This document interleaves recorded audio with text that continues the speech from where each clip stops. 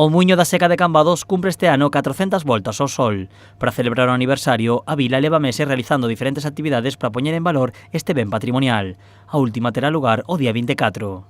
O obxectivo de todas estas actividades que levamos levando a cabo dende o mes de xuño é por en relevo o Muiño da Seca, que a veces parece que se ve nun segundo plano ante outros grandes monumentos patrimoniais como poden ser o Pazo de Fefiñáns, a Torre de San Sadurniño ou as ruínas de Santa María. Pois o obxectivo é poñelo en relevo e non só o muiño, senón toda a súa contorna, dado que o estanque da Seca, onde está emplazado, ten unha grandísima riqueza medioambiental. A xornada estará dividida en dúas partes. Pola mañá haberá un seminario, unha mesa redonda e a presentación dunha webserie sobre Cambados, que terán lugar na Casa da Calzada, e pola tarde unha visita guiada ao muiño. O que pretende é xuntar a expertos da materia para que debatan sobre a orixe do muiño e tamén sobre a súa importancia histórica, económica e medioambiental.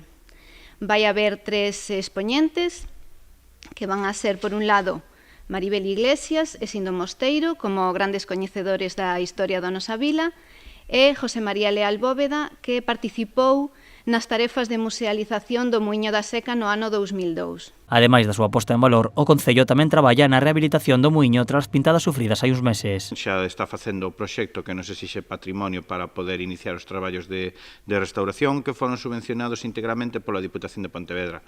Teñen un custe de 9.000 euros.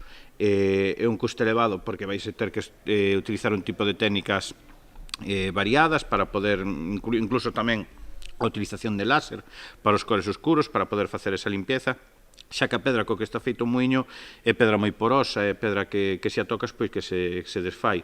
Por iso que queremos é causarlle o menor dano posible, digamos, con esta restauración das pintadas o muiño da Seca.